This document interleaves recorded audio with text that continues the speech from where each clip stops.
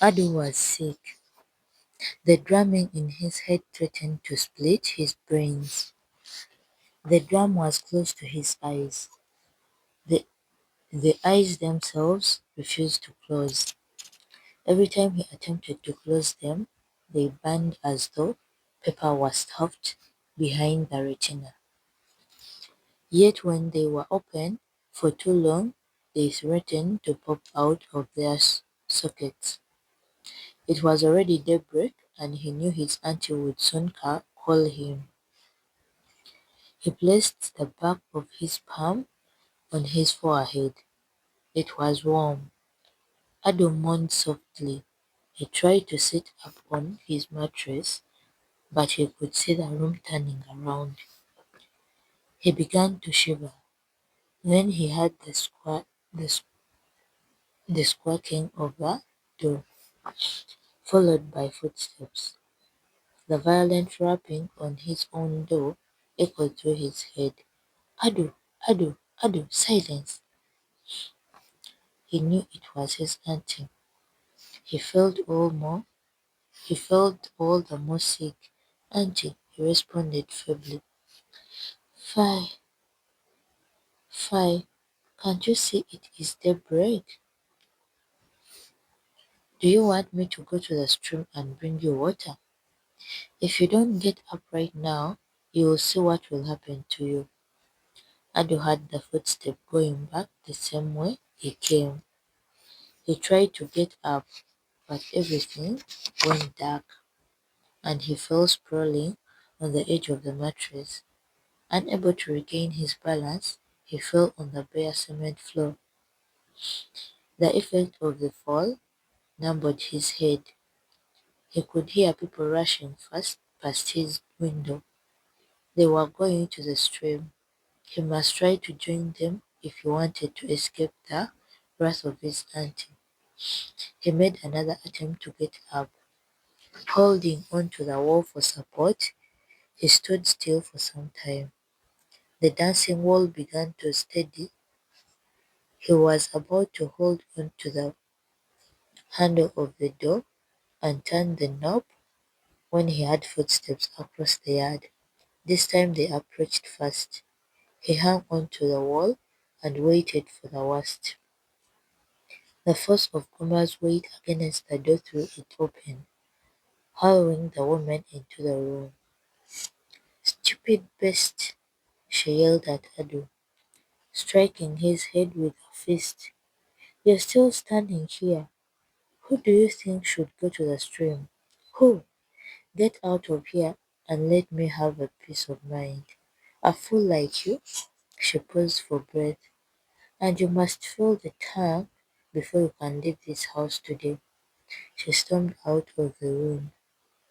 Adu struggled to steady himself.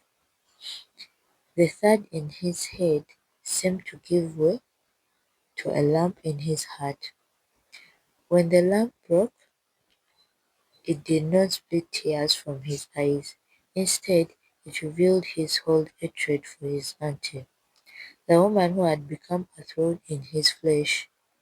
His heart set with an enormous grudge. He hated her so deeply he felt he could kill her. He walked slowly towards the large bucket at the edge of the square compound. Goma heard a knock on her door and came out to see who was there. "Good morning, madam," Anani greeted her, bowing in a rehearsed respect. Goma nodded her response. Is Ado in, madam?" "Ado is not in. He's not back from the stream yet. He slept until the sun was up before he even got up. That lazy boy. You can go and leave him." Goma hated her own response. Why should she tell a lie to a schoolboy? Did she not have the power to say what she wanted? She was about to go back into her room when Anani asked, "How about Amma?" "Amma?" Goma called her daughter. Amma responded from the room. Amma came out. "Amma, come out and go with Anani. You'll be late." Amma forced her way past her mother's side. As she stood obstructing the doorway, Goma shifted. Amma came out with a comb in her hands and her dark hair still half combed. As soon as he saw Amma, Anani asked, Amma, where is Ado? No sooner had the words left his mouth than he regretted having spoken them. Goma, who was on her way back into the room, came out. The look on her face scared Anani. What do you mean by that question? She addressed Anani, who stood gaping at her. Did I tell you where Ado was? You did, madam. Then why do you ask Amma? Do you suppose I was telling a lie? Not that, madam. Anan attempted an explanation. Then why did you ask Amma? Go away, go. I don't want any explanations. Disrespectful boy. I don't know what they teach you in that school of yours these days. A small boy like you implying that an old person is lying. Go away with your troubles. I respect your mother. Go away. Goma vanished into her room. Anani made a face at Amma and began to walk away. At the entrance, he met Adu returning from the stream. His shirt, torn in three pieces, was drenched. Water splashed from the full bucket and ran over his hair down into his eyes and into his mouth. He wiped his face with his palm and forced a smile upon seeing his friend. Take the lead, Anand.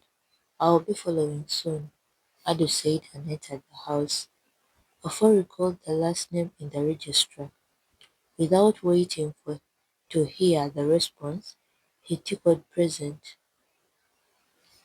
He had seen the girl in class that morning when he came in, but the response delayed. He looked up. Present. The girl pushed back her stray hair and looked away apologetically. Ofori looked through the 25 names in the register and saw that every pupil was present except one. He placed a cross by the name of the absentee. Where is Ado? He asked calmly. Every eye turned to Ado's seat, but no one spoke. Anan, where is Ado? Anan recalled Ado just as he had left him. He wondered whether he should tell the teacher all this. I don't know, sir. The impact of the lie spread across the prefect's face, and he blinked continuously. You don't know? No, sir. And the eyes blinked faster and faster. Go and call Amma. Anani went to the primary 5 class. Becky Anan, the teacher, stopped talking and waited for him to walk forward. Anani stood at ease, saluted the teacher, and whispered something to her. Becky looked in Amma's direction. Some of the class followed her gaze. Amma, yes, madam. The girl rose to her feet. Follow him, Anan whispered. Thank you, madam. He saluted lightly and went out. Where are we going? Amma asked. Just follow me. Who wants me? Amma asked again. Just follow me. When they got to the primary 6 class, Ado had arrived and was standing in front of the teacher. His head was bowed, his face was tearful. Amma, Ofori called, Sir, tell us why Ado is late. I asked him all he can do is cry. Tell us why he's late. Amma looked at Ado, then at the class, who stared at her. I don't know. You don't know? Amma shook her head. Were you late too? No, sir, she replied and waited for the next question. But Ofoli allowed silence to speak for him. He knew that Ado was in a difficult situation. Ofori cast his mind back a few weeks. He remembered the scene vividly. Ofori had had a long chat with the head teacher That windy, that windy evening, it looked as if their talk was likely to eat into the night. So he had called Ado and told him to carry his books home for him. Ofori recollected the exorcism with which that boy had obeyed him. It was every schoolboy's privilege and joy to be sent to a teacher's house, but he had had the surprise of his life when he returned from the head teacher's office that night to find Goma waiting for him at the door. Mr. Ofori, he could still hear the sarcasm in Goma's voice. I beg you, is it true that you sent Adu? Oh, yes, madam, Ofori had replied most politely. I asked him to bring my books home on his way to school. Is he all right, madam? I hope he's not gone about some mischief. Well, he has. Oh no, what did he? Let me finish. Kuma had cut in. Let me finish. That boy is naughty, very naughty. He seizes every opportunity to run away from his duties at home. So I don't like people sending him without my knowledge. Shocked. Yes, he had been shocked. In all the 10 years he had been teaching, never had he encountered a parent of Kuma's type. No parent ever questioned him on such a trivial matter of sending a pupil home with books, something the boys themselves enjoyed doing. That day he had suppressed his anger. The following day he had asked Adu, where did you go yesterday after you took my books home? I went home, sir. Did you pass anywhere before reaching home? No, sir. I went home straight. He had worn the same innocent face that morning as he did now. Ofori had later found out more about Goma, and his sympathy for Ado had grown. Yet Ofori knew that one pupil could not be given special treatment. Ado should face the same treatment that the other pupils received. He knew that Ado could be hardened against authority because of what he suffered at home. He could even destroy himself with bitterness and holding a grudge. All right, Amma, Ofori said. Thank you, you may go. Amma thanked the teacher, glanced quickly at Ado, and walked back to her classroom. For being late, you will receive your punishment. Follow me. Ado and the teacher went out, and Annie followed them wide-eyed. From the direction they went, he knew Ado was going to be given a portion of the school garden of weeds. You see that cassava tree over there? Ofori asked when they reached the school garden. Ado nodded. Clear the weeds from this pole to the stump over there, down to the cassava.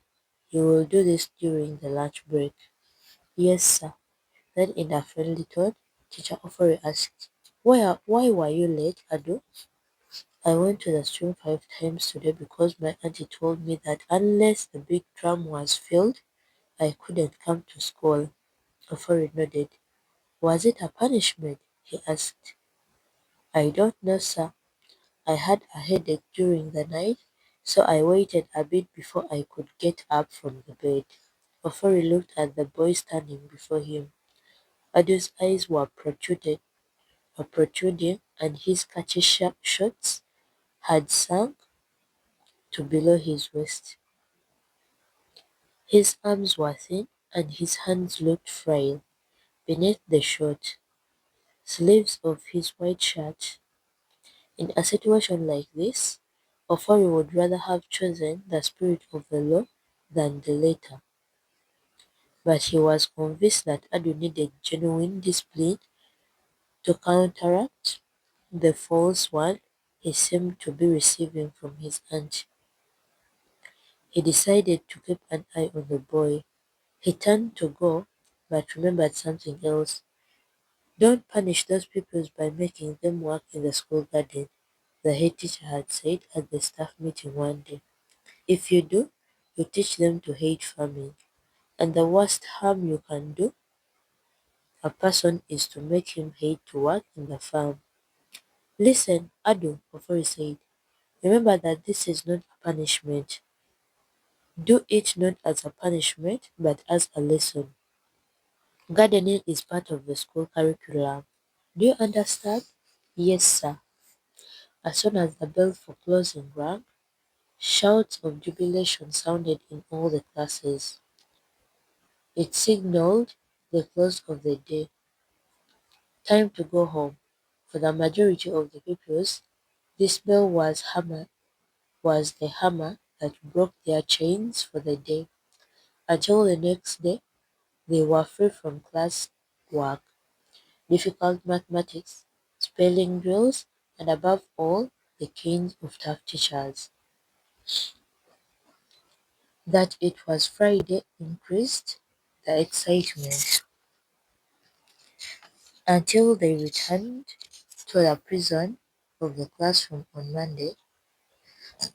There lay ahead of them 2 solid days when they were the masters of their own lives, except for their parents. But they were not as difficult to handle as the teachers. Some of them danced for joy. Here and there, a boy hit a girl and dashed away, or risked being beaten by jumping over the flowering hedges, which the teacher had forbidden. Ado and Anani strolled out of the classroom, hand in hand, and joined the rest of the parade grounds. The teachers came out and stood in front. The head teacher was the one who was the last to come. Attention, he commanded. Every pupil stood erect. The head teacher, standing at attention himself, scanned the pupils as as if to ascertain that everybody was present. As he returned from left to right, the setting sun fell on his bald head and flashed like glass. Some of the girls saw it and suppressed their giggles. They called him Motorway because of his bald head. Motorway sniffed loudly and shouted, "Stand at ease!"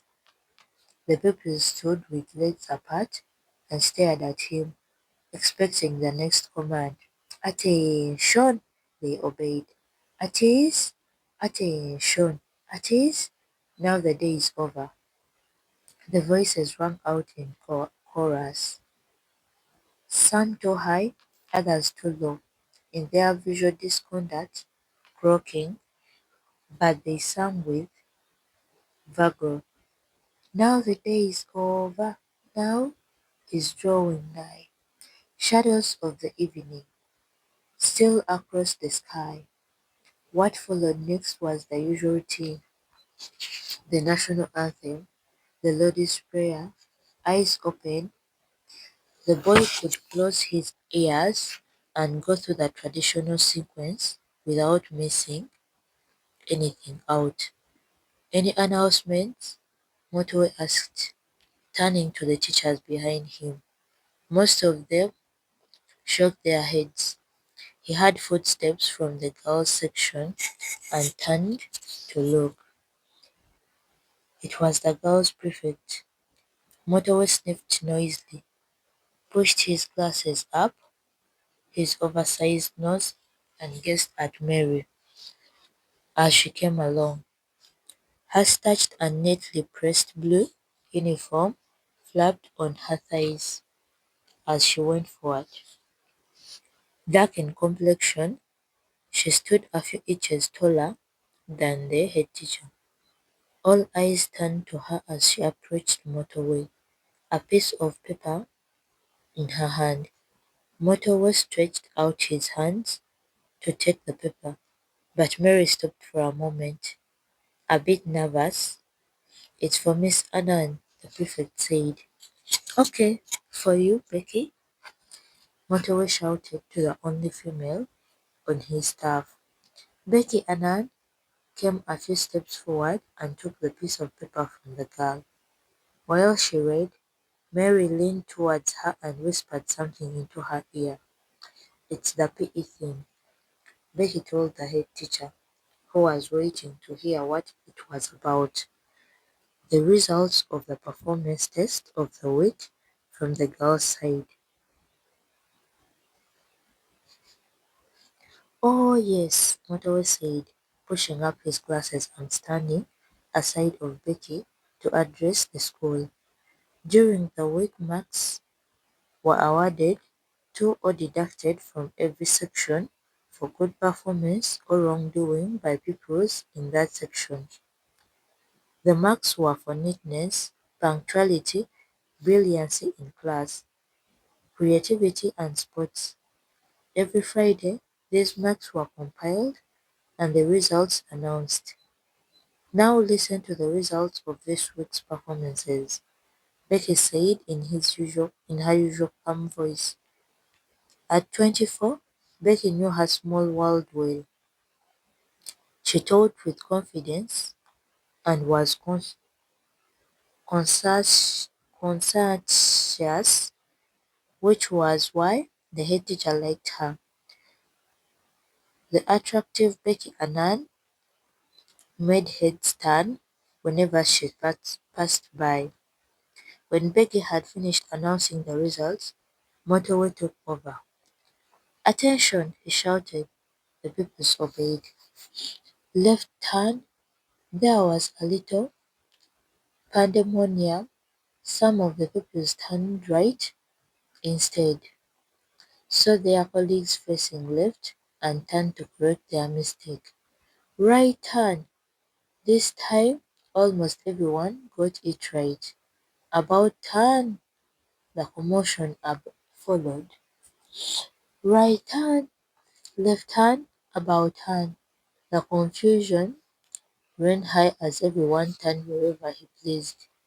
Even after Motorway had stopped issuing commands, they kept turning. "You're dismissed." The final command came. The whole school broke into joyful hurrahs and rushed Heather Skelter. Their freedom until Monday was eventually secured. Ado and Amma and Anan rejoicing with the others as they rushed towards home. He watched them go. Then he went round the school block.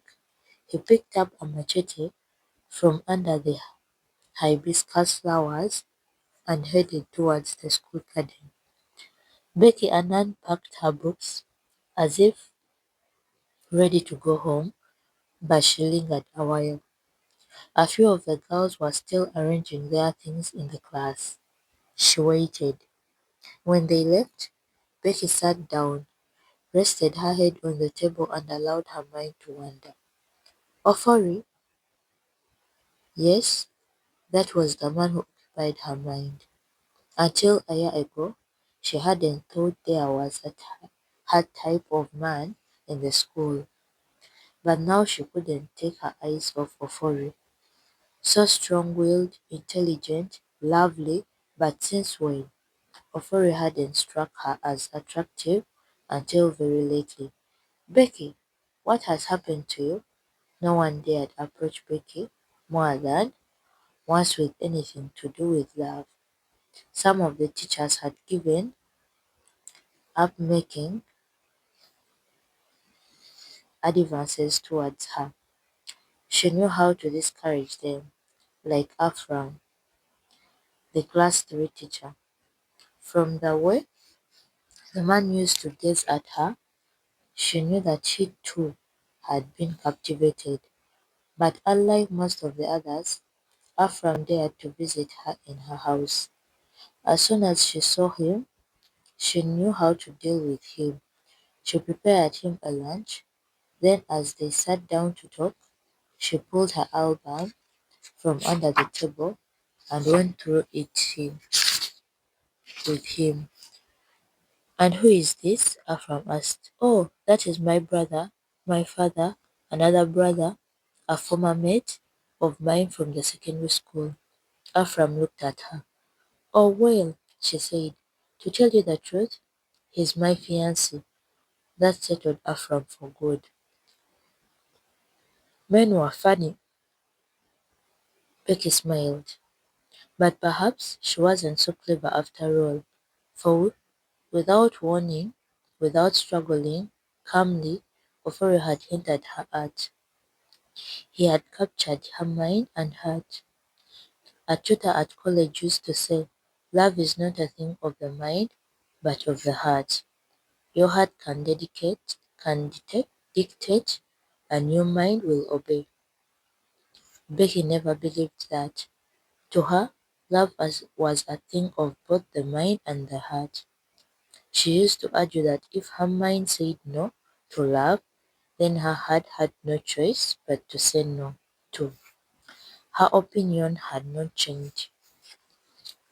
She told herself firmly, in this situation, both mind and heart said yes. Did this make any sense? It makes sense, she murmured aloud. That was when she realized someone was standing by the door. What makes sense? Ofori asked, stepping into the class and leaning against the teacher's table where Becky sat. For a whole minute, the young teacher feasted his eyes on her, and she refused to blink. They took their fill of one another, neither satisfied, until Becky's eyes began to water. They filled and overflowed. Still she refused to blink. At last Ofori blinked a couple of times. He marveled at the strength he saw in those eyes. Becky, Ofori said. She stood up. Let's go, she said. Ofori took her hands. They walked slightly. At the end of the block, Ofori heard somebody weeding and turned to look. It was Ado. Look, Becky turned. What is it? She asked. Wait for me. Ofori went towards the boy. Ado. Ado turned round sharply and then froze. The last person he would have expected. He wiped sweat from his brow and said apologetically, I I was trying to finish this before going home. Ofori shook his head disapprovingly. No, Ado, I didn't ask you to do this now. You must go home. Yes, sir. He hid the machete among some young banana trees at the edge of the school garden and began his walk home. Ofori waited until Ado passed him and then followed. You know what your auntie is like, Ado? The teacher said. You should not do things that will make her flare up. Yes, sir. Ado did not really care. His auntie found fault with him anyway, whether he did the right thing or not. Defying her was not longer anything to be afraid of. He would rather weed the garden and be in his teacher's good books than make any effort to please his auntie. Becky watched the boy as he passed by. He was barefooted, and he held on to his khaki shorts to prevent them from sliding down his thin legs. A sudden sadness moved her as she looked at the boy's gloomy face. Ado hurried away and was soon far ahead of the two teachers. I've seen this boy a couple of times looking like that, Becky said. Something about him makes me want to cry. He's a child of grief. A child of grief? Yes, he's in my class. A brilliant boy, to tell you, but he's had more than his share of pain in this world. Why? What's the matter with him? A long story, my dear. I will tell you sometime. A brief silence closed the chapter of Ado. You wanted to see me? Becky said, almost casually. Yes, he replied, and I have. Always good to see you. Becky surveyed the man's face and tried to hide a smile. but her dimples had already given her away. So you just wanted to see me? Just look at me. Haven't you seen enough of me yet? Enough of you? Oh, well, of course I have. Ofori could not match her sense of fun, and he knew it. As they walked by the hedge, he plucked a leaf. Unconsciously, he placed it on his lips and bit it into shre- shreds. He kicked a stone and reached out to pluck another leaf. Becky was surprised. She had never seen Ofori so nervous. Plainly, he had something to tell her. Maybe she should help him out. Tell me, she said. What? What you're hiding? Oh, am I hiding something? One look at him and Becky knew she couldn't help him out after all.